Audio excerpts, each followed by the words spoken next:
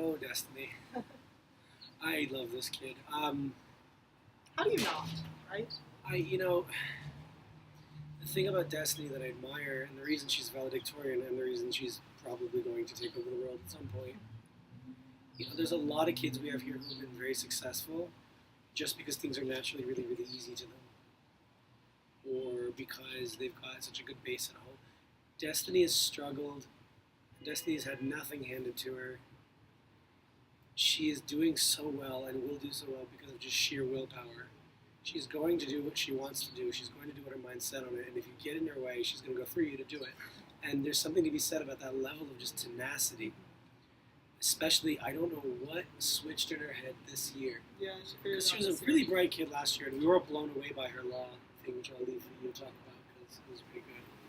But you can just see it. Something switched. 8th grade started, and she was like, okay, high school's next year. Time to get serious.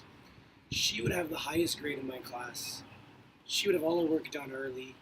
And she'd be coming to me going, okay, I'm very glad I got a 95 or whatever. How do I get it higher? I'm going to have a perfect score in this class or I'm going to die trying. She's the most determined person in the world. She's way more mature than she has any right to be at 14. Yeah, absolutely. And there are at least, I want to say 5 people who are in her cohort who are passing my class right now because of her and her efforts. She's a very sweet kid, but I'm just so impressed by someone with that much determination.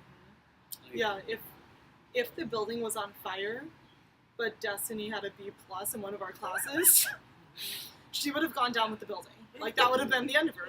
And she would have thought it was an okay way to go because, you're going to be the best at something or you're not going to do it. She'd take the fire hose out of the fireman's hands, put the building out faster than them so she can get back to work. She'd be really annoyed about it too. She'd be like, okay, give me this. Shh. Okay, now anyway, extra credit. And then she'd have got her friends around her to be fanning her. I'll finish your science project for you if you fan me while I'm doing it.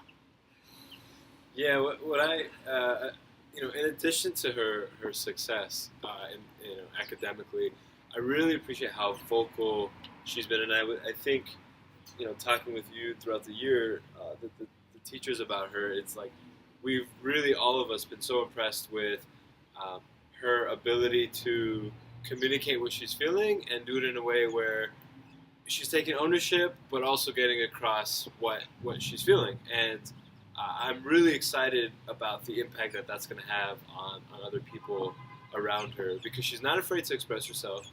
And she's never been afraid to express herself. Which is not rude about it, though. No. Right. That's what I've really, she is now able, because she's a very impassioned person, so now she's able to sort of hone that and say, okay, this is what I'm feeling, this is why I'm feeling it, and I wanted to communicate that with you. And that's what we, see in people who go off to do extraordinary things. So I'm thrilled about her academic performance in my class. I mean, just like for you both, and math, I'm sure she totally crushed it in history. Was always first to finish her work.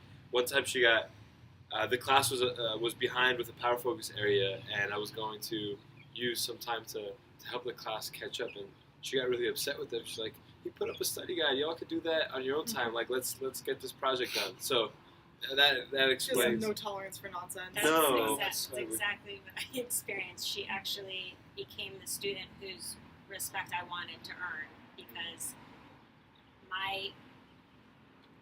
the way that I gravitate to students is I usually go to the most troubled ones that are acting out the most, and I get them close to me first.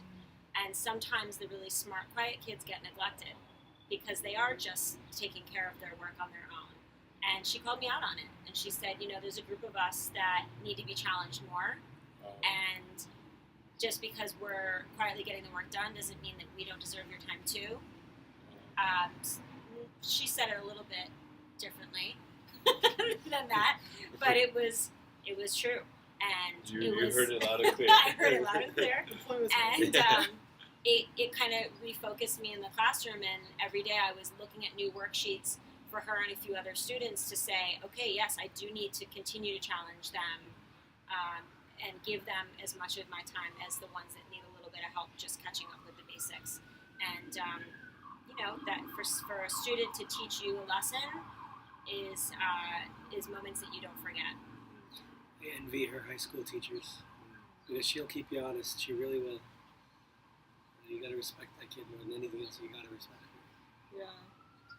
I think what I appreciate most about Destiny, and this has switched this year, is that she no longer makes excuses for anything. She refuses to make excuses, and if she hears other people make excuses, she will end them real quick. Like that'll be the end of them. And you know, a lot of times as a teacher, I feel like I need to manage a lot of things, or I feel like maybe it's me like not understanding something, and I'll look at Destiny and she'll give the really, she said it 14 times face, or the study guide's already up. What's so hard about this? And so she kind of makes me feel like I have some sanity left, which is amazing, especially when you're surrounded by. I know lots of times she finds herself surrounded by a lot of nonsense, and she still powers through. She gets her work done. She doesn't make excuses, so I really respect that. It's hard to be around a student that you feel doesn't need you. And, in the beginning I felt like she didn't need me. There wasn't anything that I could really offer her. And just being able to sit outside with her and have her practice her speech and maybe give her some pointers that make her feel more comfortable in front of the audience. She's pretty good on her own, but it was just nice to have that time with her and feel like, maybe I got to actually teach her something this year. Yeah, she's super self-sufficient. Like, if you offer her help, she'll take it, but if you're not going to offer her help, she's not going to use that as an excuse for why something is not getting done. Yeah. So, which is why she's different from a lot of 8th graders we've had, or a lot of 8th graders in general, I'm sure. You ever seen her? Has she ever done this in your class? I've seen her. She'll just grab a kid, usually one of her friends, who, let's be charitable and say, doesn't get things on the first time. Let's put it charitably, and just watch her teach them how to do the assignment. It's one of my favorite things in the world. One, because it's just a genuinely selfless act. And two, because her facial expressions kill me. I don't want to put anyone on blast on such an important video, but one day she picked a friend of hers to help out who was just not, like, the table on which they were doing their work was going to get it before they did. And I'm sitting here watching, and she's talking really calm, and she's really sweet, and her face is just warping into this, what is wrong with you? How did I ever meet you? All right, you're going to learn this. We're both going to die, but you're going to learn this. And I'm just sitting there trying not to laugh in the middle of class. She did it, and he got a B in my class.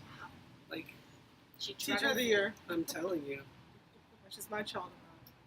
Anybody have anything else? I told her, one last thing, I told her based on her yearbook picture, because in her yearbook picture everyone was making fun of her because how serious she looked, how she dressed. But I'm like, not only the way you dress, but the way you act. If we moved you from your class section to the staff section, no one would even blink.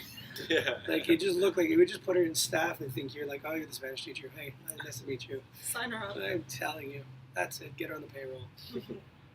Destiny came to us a hot mess, I'm not going to lie. She came to us in 5th grade, and her mom said, I want to enroll her only for 10 days. And I was ready to say no, but someone really important asked for a special favor, and I said yes. And after those 10 days, she did not want to transfer anymore. She wanted to stay. And 4 years later, she's gone from hot mess to valedictorian. And I wouldn't say that it happened quickly, but I'm not worried about her for the rest of her life. I know that she's going to be just fine wherever she lands. And we can take a little bit of that credit, but she chose to do it on her own, and she's a pretty amazing rock star, and that girl's going to run the world.